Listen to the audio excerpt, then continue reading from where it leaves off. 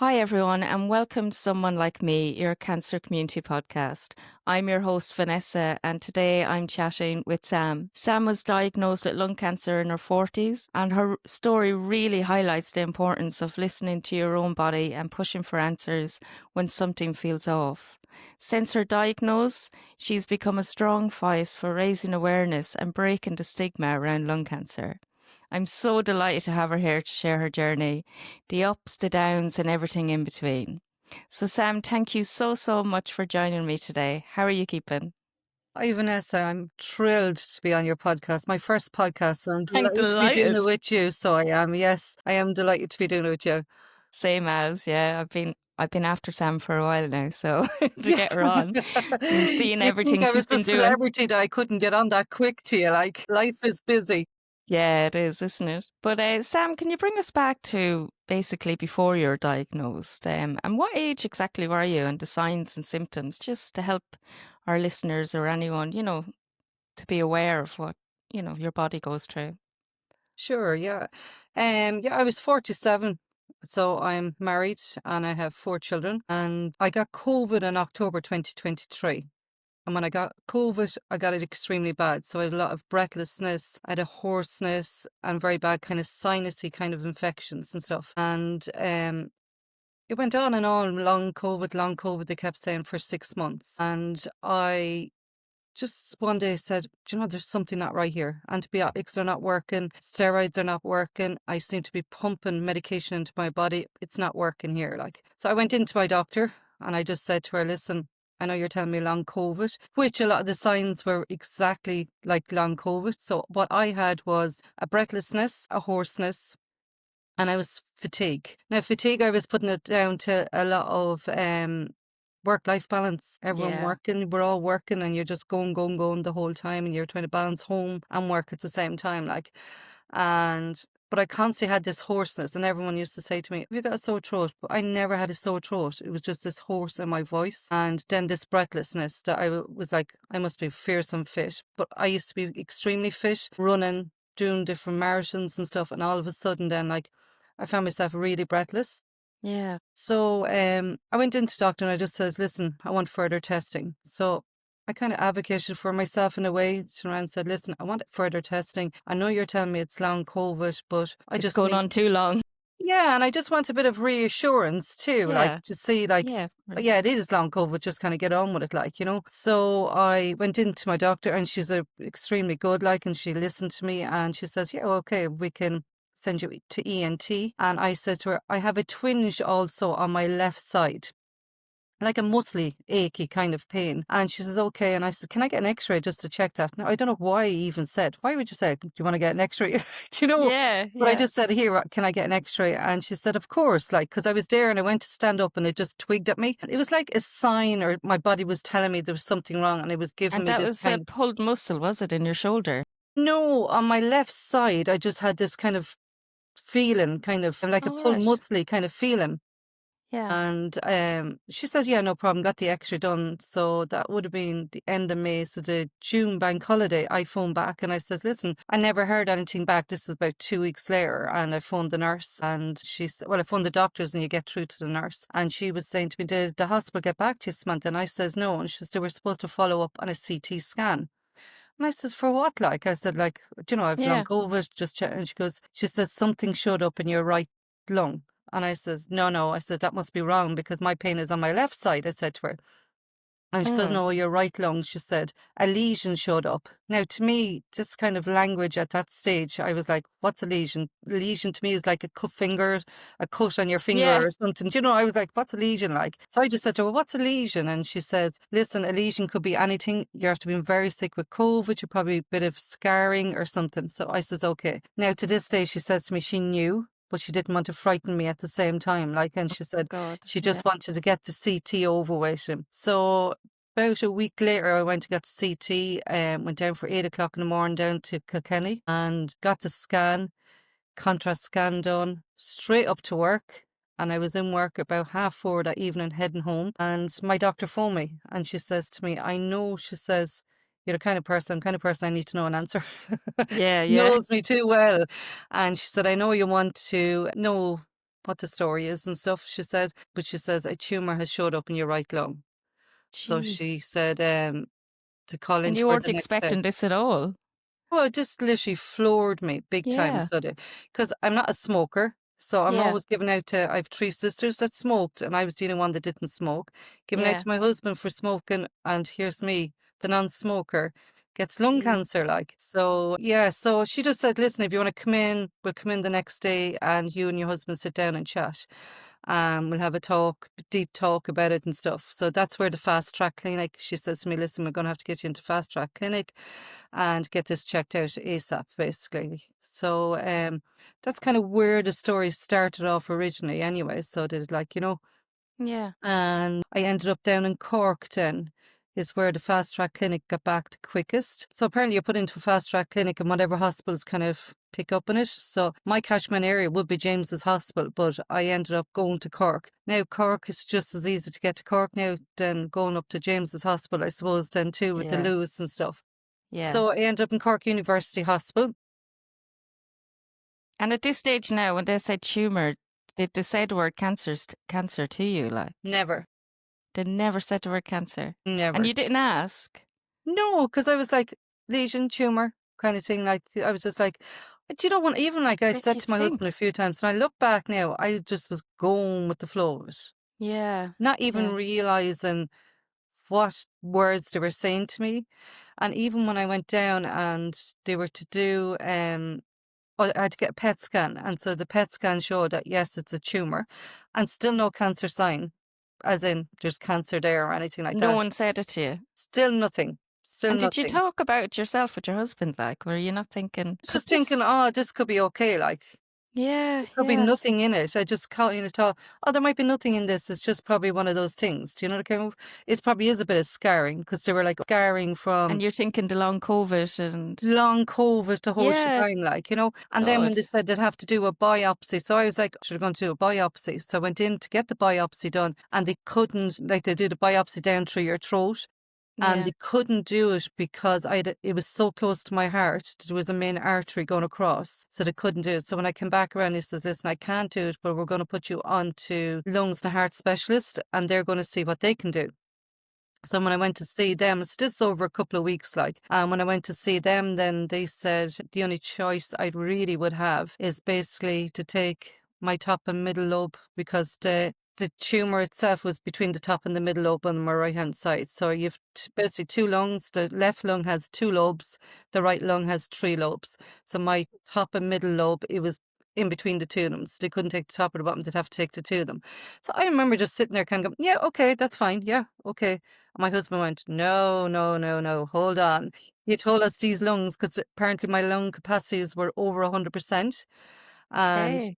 he was like, no, no, no, no. And I was like, what's wrong with you? Like, she's like, they have to take the tumor out. Like, so what's wrong with you? And he goes, hold on there now. Like, this is an argument even, and the surgeon was sitting there and Yeah. the whole lot, we're all looking around at me. And I said, it's fine. If this is what they have to do, this is what they have to do. Like. And I remember the nurse coming outside with me. And it was when she came out and she came over towards me. I knew by the look in her face, I just broke down and crying then when I seen her. And I said, this is really bad news? And she says, Samantha, she says, it is a tumor. We're not 100% whether it's benign or not benign, she says. So she said, Right. your choice is that, and it's a major, major operation. And I said, but what other choice do I have? I said, and the consultant had said it to me. And when I said to the consultant with my husband there, I said, what choice do I have? He Uh, says, you either live or you die. my God. So that was kind of one way or So the other. basically, they were saying there's a tumor and it's right in the middle, and they don't know if it's cancerous or not. So the option is just to remove Yeah, the two remove. top lobes of the lung. So I Yeah, can with the understand tumor. why your husband was going, hang on a minute, Yeah, now I you know? understand why he was going Yeah. on too. Yeah. Yeah. He's thinking Yeah, there what the must hell be is another wrong way to here? biopsy this, like without Yeah. actually, No, they couldn't vital biopsy organ. because of this main artery. Right. This Okay. main Yeah. artery was just in the way of both of them. They just could not do it, so they couldn't. So the next thing after that was, yeah, the operation then after that, like, Yeah. But like he was saying, your options are to live or die. Basically, they couldn't say whether it was cancer or not cancer. So if it's cancer, if you're going to leave it there, you know, it's not a good choice to leave it there. And basically, if I got rid of it, basically, it's a good choice, you know, because Yeah. it was only particularly there, as we thought, like, until they went in to do the surgery. So when they went in to do the surgery, they took the tumor, but they also took a bit of an airway. So they check all around the airway. It's a bit like other cancers. They'll always check the markings all around them. The It was, margins, yeah. yeah, they're the margins, sorry. And they took all my lymph nodes around that area. And they also had to take an airway because an airway was showing some signs. So I have a little bit of an Wow. airway gone out of it then too. So I still would be very breathless, but Yeah. breathless would be forever, I suppose, then too, like, you know. But yeah, so then we were kind of into the surgery part of it there now, and was supposed to be in ICU for 24 hours, and I ended up in ICU for 4 days. So I was pretty sick afterwards. Yeah, it's a And then I big, ended up, massive surgery. Yeah. oh, massive. Like, I Yeah. just, to this day now, I don't know how I actually pulled through it, like myself, like, you know. Yeah, and all the tubes, I know from my sister, I've seen it. It's crazy. Yeah. Yeah. Well, they say it's the next one down from open heart surgery. For your Wow. lungs. Yeah. Yeah, it's exactly the same. You've, you know, as you said, your sister would have seen she would have had the catheter in her neck. So that's for if Mm, they need to get blood into you fast, like infusions and stuff like so. There was a lot of wires, a lot of everything all around. Now, I was kind of told what was going to happen by the nurse, like, because I started asking her, like, what's going to happen? What will I look like? Blah, blah, blah. And then when I went into the general anesthetic area, they start telling me X, Y, and Z, but you're going to go to sleep and we're going to do all these other things, you know, when you're asleep, like, you know. So, like, they didn't put that straight away into my neck that says, no, we'll wait for you to be asleep and we'll put that in. But when you wake up, you will have this, like, you know. So, the first couple of days, I don't really remember much. Apparently, I was very sick. So, yeah, you were out of it for the 4 days, and it oh, was shit. after that Cuckoo then. lands. The best night's sleeps I've ever got, probably. Yeah, you can't remember it. Yeah, I So then can't you remember woke up anything. and the surgeon came around and obviously Yeah, explained everything. explained everything and just said, yes, it was cancer that was there. And that basically I was very lucky.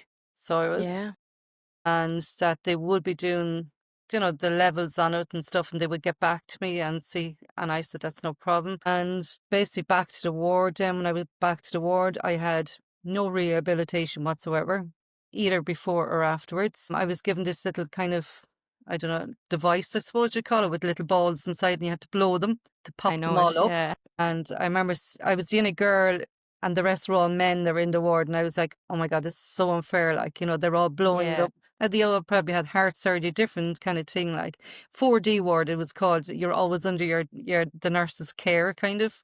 right. It's Yeah, called the high 4D. dependency. Yeah, Yeah, it's kind of like straight across from her, but she, every day she came in, she goes, did you move the ball? And I'd be barely able to lift it up, like, and I was like, oh my God, I'm going to get this. But that's how weak I was afterwards.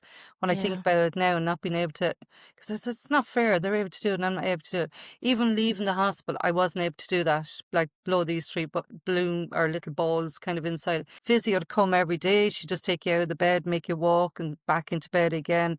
Did you blow this? And have you tried this exercise? As in, you know, blowing exercise? Yes, I have done that. That's yeah. all I had for the couple of days that I was in hospital. Couple of well, 2 weeks that I was in there.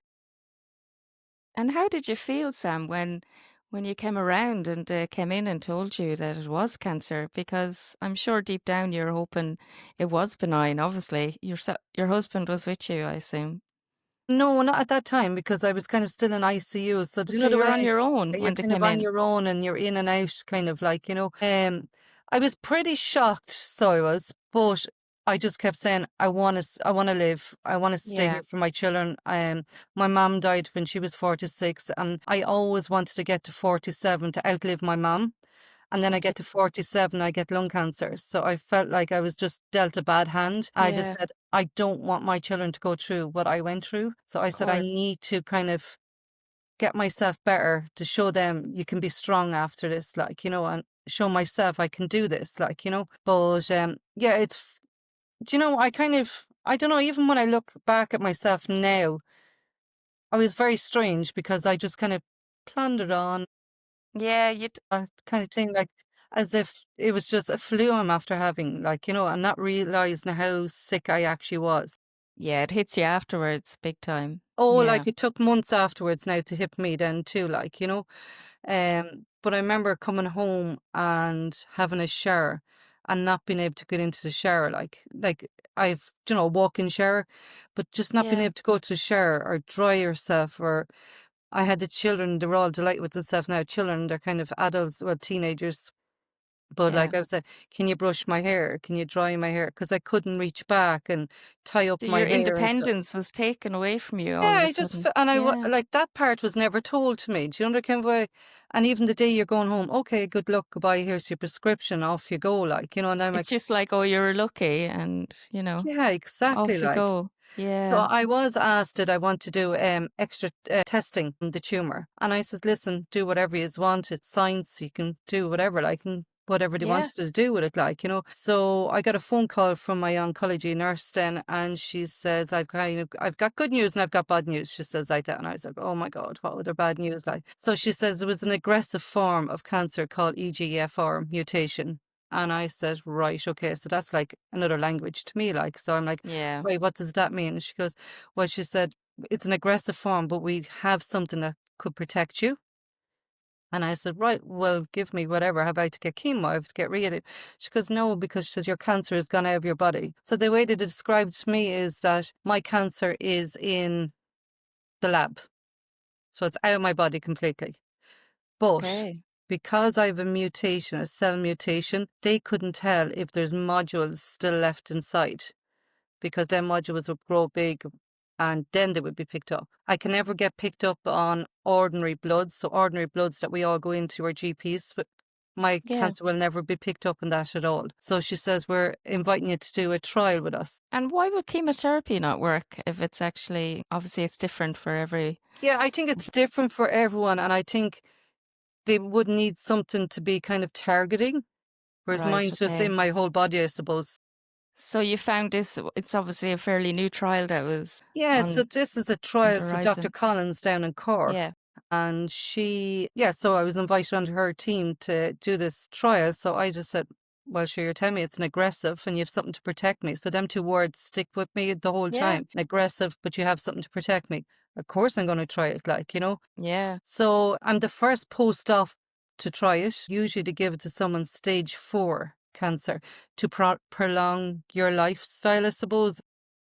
Yeah. I don't know, prolong a person, I suppose, even more like. And you were Whereas what were you? Were you stage 3 or stage 2, 2? grade 3. 2. Yeah, okay. Yeah. Yeah. Yeah. So it's kind of medication basically for stage 4 people. They would normally give them to, they said. And I said, right, okay. And they said, but you're going to be the first post-op. And I says, right, okay. And you're I like, had to, "Yeah, give it to me. I'll try well, I'll anything." try Yeah. anything, like. Yeah, of course. So I got that. You had to get that. I had to start it before week 7. I think they just had this window of opportunity you have to do it in or something. I never actually Okay. queried Yeah. that actually myself. Maybe I did. I can't remember back then either. Like, Yeah. but I said, yeah, no problem that I would do it, no hassle at all. So it's a tablet I take every single day for 3 years. I did Okay. query why 3 years, and they said, well, you're lucky because some people get 1 year, 2 years. So it's due a government funding at the end of the day. The drug is so expensive; it's like 8 grand a month for the medication. Like, so. Wow. So it's a high-tech medication. You can only be given through a hospital then too. You can't get it off your GP. And how long are you on it now, or have you I'm a finished it? year and 9 months on it now. Oh, and any side effects, or how are you finding it, Oh, or? hello. You're like, "Where do I Side start?" effects. Do you want me to start? Yeah, like the normal kind of side effects that you would get with radium and chemo and stuff like that. You still have some of those kind of side effects. And I suppose Actually, sorry, Sam, did you have radiation? You did. no, They didn't no, give you any radiation no either. radium, So no you went chemo straight from surgery to the trial. to the trial. Yeah, Yeah. exactly. Okay. So, and it's an oral trial, Trogresso it's called. So you just basically take the tablet every single day, like, and you think this little Yeah. small tablet can cause so much hardship, Tell like, me about it. Yeah. oh my God, like. But, and I suppose in one way, I don't like using this word lucky because nobody's lucky to get cancer, but I was lucky not to lose my hair being a woman. Do you know, Yeah. your appearance, a lot of women like, do you know, your hair is your thing, your Your eyebrows, identity. your Yeah. identity, that's the word, Yeah. like. So in some ways now, would I have minded? absolutely not, because at the end of the day, if I had to go down that line, that's perfect because everyone has Yeah. to do something, like, Like to if you had to chop a leg off, you do it, you know. You have do it. You kids, you do have a anything, family. like, Of yeah, course. anything for your Yeah. children and your family, like. So, yeah, my side effects would be so the treatment itself, it's 40, 80 and 100 milligrams. So they bring you straight in on the 80. So they can either go up or go down with you. So I went in on the 80 and I had every side effect that was on the card I nearly had. So to the degree I was very sick, very upset stomach, mouth ulcer was destroyed mouth ulcers. I was literally waking up from being asleep to going back being asleep. Like I was just really wrecked the whole time. So especially the bowel movement, like I was literally could not move anywhere. Like if I took this Oh, medication for about an hour and a half, after an hour and a half, it would start then. Like so, she just said, "This we want you to live with this medication, not to have the suffer. medication." Yeah. Yeah. So, and because it's a trial, then too, like they could easily just not have me on it because there's people out there with my same as me that are on no medication at all, but they're just being monitored. And she says, "We'll move it back down to the 40." And I said, perfect. And she goes, that's why we always bring them in at the 80s, that we have that breathing space to go up or down, she said. And I said, that's fine, no problem at all. So I gave it a week break, yeah, about a week's break. And then I went every second day and built it up to now I'm on every single week or every single day now. Like On still the have some 40. side effect on the 40, yeah. But you're able to tolerate that a bit more, I better said to than, her, listen, it's 3 years. I'll just push through it. I yeah. just even said to her, like, about 2 months ago, I was down there. It was about 2 months ago, and she says, well, and I just said, like, the side effects are still, like, the mouth ulcers are just horrible. It's like, Yeah. even my mouth now at the moment, it's like it's thin. I've no appetite. I constantly feel nauseous, And what's the benefit of it? Obviously, it's targeting, is it? It's So targeting to the prevent EGF. reoccurrence, it's like tamoxifen for breast cancer. Exactly. Probably the Yeah, same as okay. that, like. And the terrible side effects that goes with that. Yeah, I know what you Yeah. mean. Yeah, Yeah. So the Dr. Collins anyway just said, listen, Samantha, if you want to stop at any stage, I told you it's no problem. And I says, no, listen, I said, I want to keep pushing it. I said, yeah. and I'm after doing the year and a half, I can do it. I can push it on. Now, I think in one way they're hoping then that I think my drug is about 7 year old and they get to about 10-year-old drugs, a new one comes out. Right, okay. And by the time I'm finished, it'll be 10 years drug. Yeah, and So then it they'll could be get all the cheaper data on it. Yeah. and they can get cheaper drug or that'll come down cheaper and I might be able to stay on it. I don't know whether the intention, but I've heard of other people that 5 years is maximum. And how did it all affect your mental health? Like, I went into a bad place after being diagnosed and Yeah, everything. How did you deal with that? Just, I feel it's important to let people know it's okay to have these feelings and to, you 100% it know, is. and it's like, I know you speak about it openly, so I'm sure Yeah, like, you've no and I'm not problem. afraid to, like, I used to be afraid to kind of talk out now, Yeah, but you have to get it out there for other people to understand then too. What they're going through and what you're going through, you can communicate with each other because it's exactly the same feelings.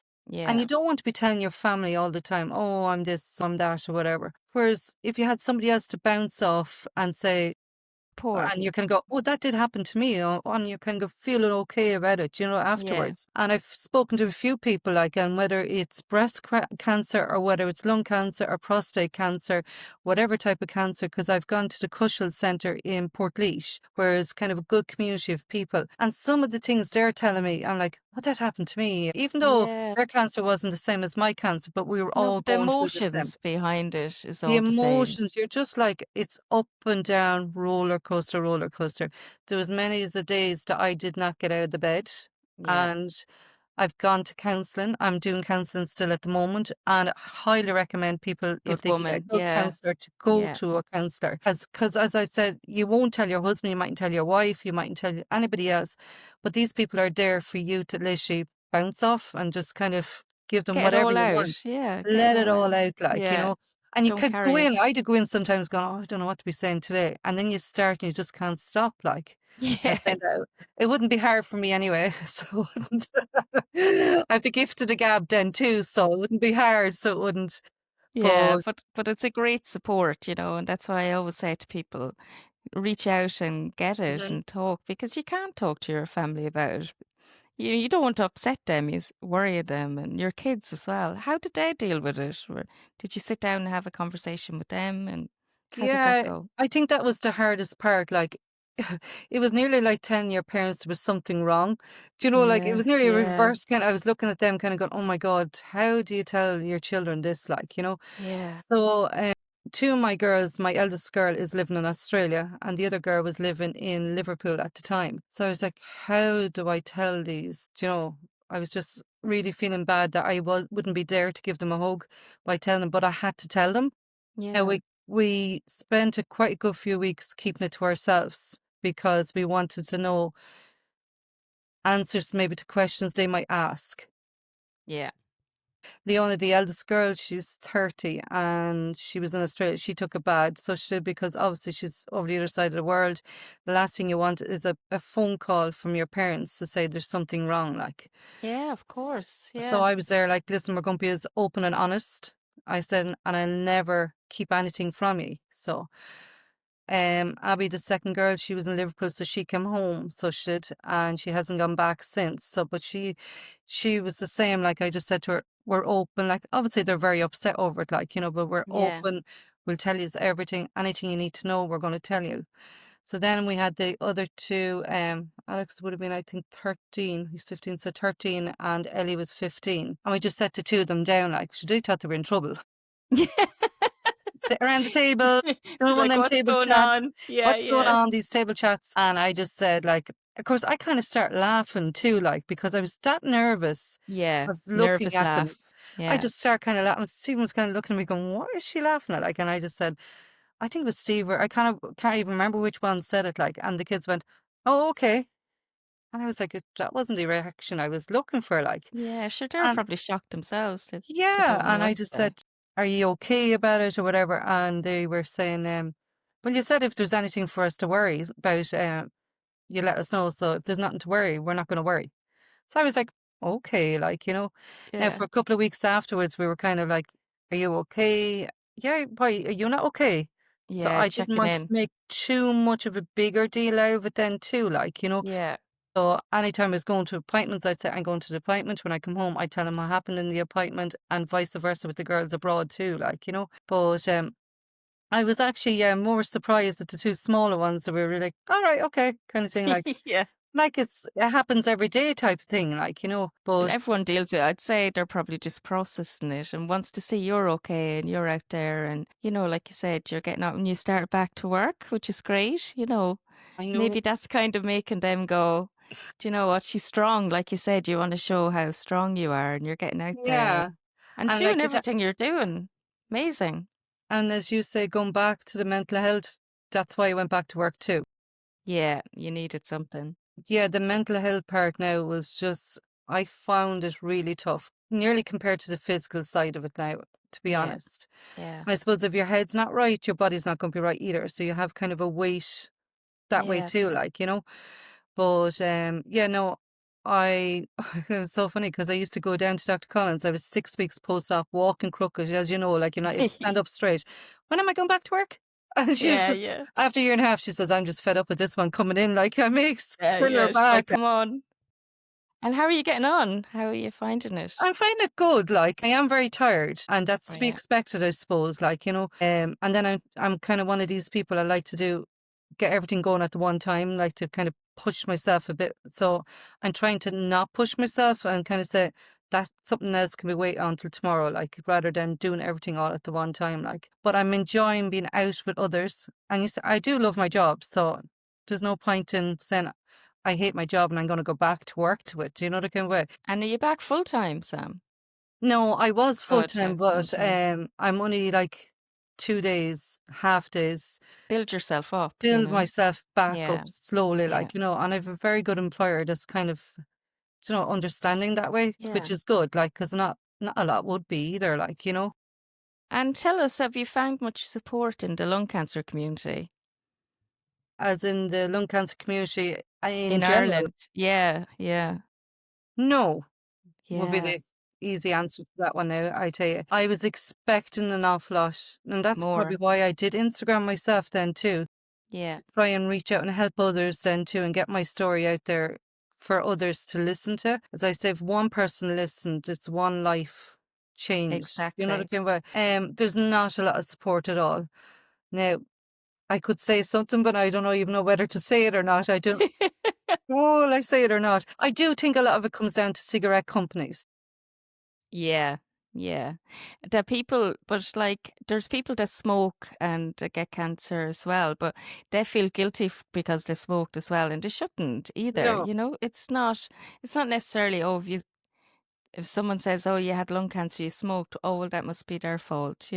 yeah. And No, it's, it's not even that. I just think it's just not spoken about a lot because there's such big money to be made in cigarettes. yeah, yeah, oh, of I course, just yeah. really think there's high margin to be made in them and stuff. And if they could even turn around and give some of their money towards lung cancer, do you know what I mean? Well, Yeah, yeah, that it can be exactly. spoken about. I know they put it on the backs of the boxes, people, them pictures and stuff, people looking at it or whatever, um, But there's a massive link to alcohol and seven types of cancer as well. yeah, But the government won't do anything about that or won't do educate anything. people about it because Like it's all about the education should money. start in schools and stuff then too, Yeah, and it doesn't, you know, the kind where because I was doing another campaign there recently with the sun cream one, and yeah, it needs to start in schools for children to understand.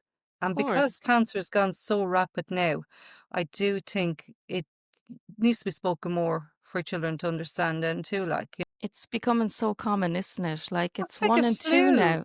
Yeah, it is. It's actually crazy the amount of people that are It's being frightening. diagnosed with cancer. And I know what the kind of treatments and stuff are improving, but there's a lot of slowness as you've seen lately now going on with people waiting for appointments and Well, I'm waiting for checkups. an appointment at the moment myself because I kind of found a lump on my right breast.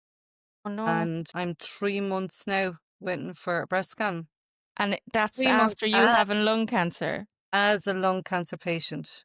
Oh, As a lung that is cancer just, patient. How disgraceful it is. it Now, makes the me so only angry. thing I'm taking out of it is that, for my treatment, I get my bloods done every 4 weeks with my doctor, so they're called Yeah, normal bloods. yeah. And every 3 months, I get my biomarkers done. So this is part of the trial, so I get I was just going to biomarkers. say, because that's not, No, you I've asked can't for just that and they're like, no, we don't do it. yeah, no, and I Yeah. don't know why Yeah. they It's can't too do that for people. expensive, Sam. That's why it's too It's all down expensive. to money. It's It's all all down to down to money, money. Yeah, so I you know? get the biomarkers done every 3 months, and then I get a scan every 6 months. So I kind of So you're feel well like I'm minded. exactly, and this is why I was like, "Why would I give up your trial? No, I'm staying on as long as I can." And even afterwards, I'll be minded for a while afterwards too. So I'm like, "Oh, hello, I'm gonna stay here, big Yeah, time, yeah. I'm not going to now I'm in the system, I'm not coming out of it, Yeah, it's But your crutch, isn't it? You don't want it to is, let and I go of even, it. I'm starting I suppose probably shouldn't finish this one off. I was like, yeah, the biomarkers and stuff like that. Because I've had all that done, I'm kind of a little bit of peace of mind about the lump that I found. It could be just a cyst or something because I do think something would have showed up in the biomarkers and in my Yeah. scans and stuff because especially it's around that area of the lung then too, so I'm kind of going, But if there was still, to be anything. waiting that But long. still to be waiting that long, I just think it's absolutely Yeah, disgraceful, it and is. very disrespectful for Yeah, them to do that to people, it is. It's people's lives they're messing with at the end of the day. To people's mental health waiting, you Oh my know? God, even It's though I'm just, I'm not thinking of it, but every day I kind of, did you it's just in the check the back of your head. post? Did you check the Yeah, post? Did yeah, anyone check the post? Because I'm waiting for that letter to come in the door. Now I have exactly. phoned and I said, "Do you realize I am a lung cancer patient?" I said, "And I found this lump, blah blah blah." And she goes, "Yeah, I understand," but she says there's 8 to 12 weeks waiting list on these. And I'm like, "Oh, okay." So I'm like, Yeah, "You it's say like, what there, can you do? Something has to be done about it. It's crazy. it's just absolutely mental." So it is. And tell us, Sam, about the ribbon that you're My little doing. baby. Yeah, yeah. I kind of way back, when I was kind of looking for something to do with lung cancer and stuff, and I couldn't find anything. And everyone knows pink ribbon. Yeah, Everyone knows pink ribbon because it's pink everywhere. The and it's for breast cancer, and it's absolutely fantastic Yeah. that they have it, like, and I was like, "But why is there no white one here?" Like, so then I did a bit of research and I seen America and England would have had stuff over there, and I was like, "Well, they have it there," but and I kept digging, I couldn't find anything. And I was talking to a girl on social media, Gillian, and it's her Gillian Ryan. I was talking to her, and she had the same as myself. Like, there was nothing for lung cancer or anything. Yeah. So I was saying to her, "What about the ribbon? Will we do a ribbon?" And we were like, "Why not? We'll just do a ribbon." So that's where that kind of came about. And we're like, "Where do we go? What do we do? Who do we get in contact?" So we contacted everybody, Yeah. Yeah. Which is literally the best everybody, way to like, do it. a couple of hundred on our Instagram, but it didn't matter. We just tried to get our word out, and to have nobody getting back to you. Yeah. It's so hard. Chasing. It's Yeah. so hard, like, to try and get anybody to listen to you. But I suppose you're only a little person in this big country then too, Yeah, but like, look at the difference. You got the ribbon. That So one little yeah, person makes such a difference. yeah. Absolutely. So well done to you guys. How So did we you get it in the end? Yeah. Go on, sorry. um we were in touch with Breakthrough Cancer Research down in Yeah. Cork, and we did a little bit of work with them, work as in like helping them out. So I did Portlaoise, I did Breakthrough Cancer buckets for them there and stuff like. And then they invited myself and Jill to their ball. They had a big black tie ball down there, and we were down there and just got to know people and stuff. And then over time, Linda out of Breakthrough Cancer got to know her. Fabulous woman, beautiful woman, like, so she's inside and out, and she's just a lovely person to talk to. And she listened to us, and I suppose she was probably sick of us tagging her the whole time. And please do it, like, And she phoned us then one day and she says Breakthrough Cancer Research said they would be happy to help us. So we went down to meet them, and they had designs for us just to pick out the ribbon and the whole lot. Now I was expecting just a ribbon, as in Yeah. a ribbon. So I was shocked when I seen this. I was like, "Oh my God, it's metal It's and it's lovely. silver, Yeah. like, and it has the lung cancer written on it." I was like, "Oh my God, fantastic." Like, so it's just for But me. that just shows you guys made that happen without you doing what you're Exactly. doing. I sit back and go, wow, we did Yeah, it. and it's funny, I've never kinda gone tapping the back there. I kinda go, Yeah. "Brilliant, that's there now, like, let's get going with this," kind of, That will always be remembered, like, in history. Yeah, It's like your legacy, really. You got this yeah, across the line, the first people crossed to the bring first the line, like, ribbon to now Ireland. now the fun begins trying to get funds for it and to get it going. Do you know the kind of way? Yeah, yeah, So I'm trying to get boxes out there, and it's funny, everyone's going, like, "Why, what's the white ribbon like?" And I'm like, "You know the pink ribbon?" They go, "Yeah, but what's the white one?" yeah, My God, there's a ribbon for every cancer. Every cancer has a coloured ribbon, like, and people are for like, the lung. well, Yeah. like, even In like, Ireland, I mean. even in Yeah, Ireland, there's a prostate colour, there's all different ones, but they're just not out there.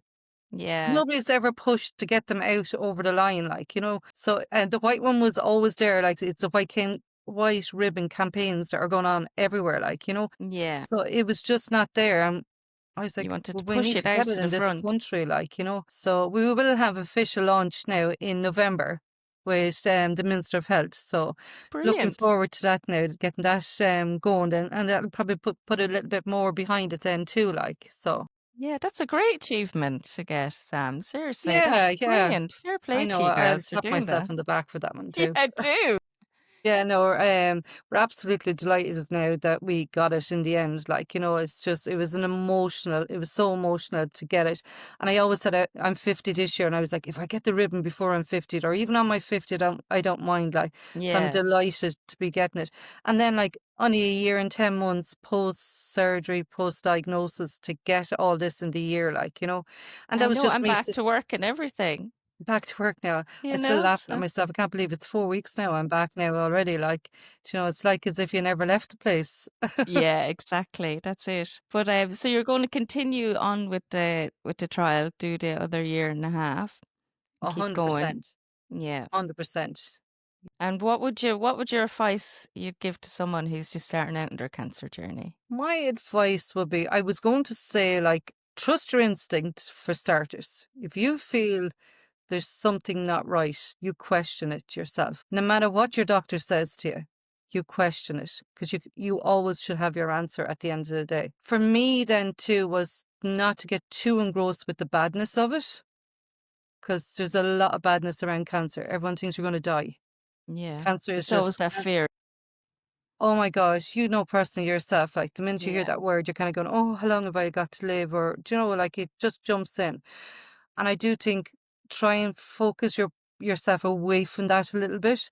It's extremely hard to do too, so it is. And you will have Yeah. days, as I said, I've had days and I've stayed in bed, like, and you will have days. But yeah, you'd have really dark days, but they're really good days. And take them good days and like really hang on to them good days, like, reach Yeah. out to people, talk Yeah. and communicate, talk and communicate and reach out. And if there is any little groups around you to do with cancer, just to Join get them. in. I Yeah. have 3 groups now of 3 different types of cancer groups, and we all meet up for coffee and stuff. And now we're all Fantastic. talking about work, like they were all talking about work, and I wasn't back at work, and they'd given you advice to get back to work. But like, it's support that you need around you too, So like, important. so Absolutely. important, like, yeah, Brilliant. definitely so important, Yeah. like, yeah.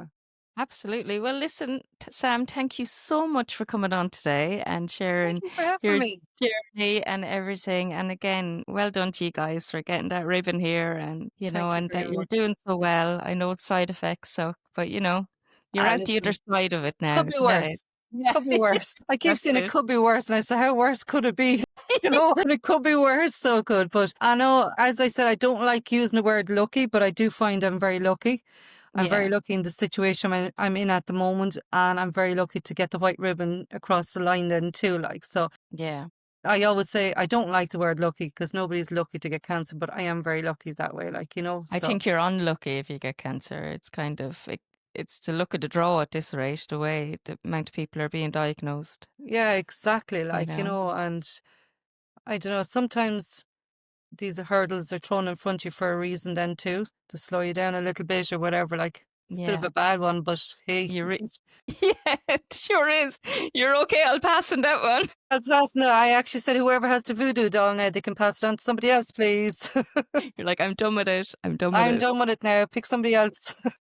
Brilliant. Well, on that note, guys, I will say goodbye to Sam and I will talk to you all next week. Thank you.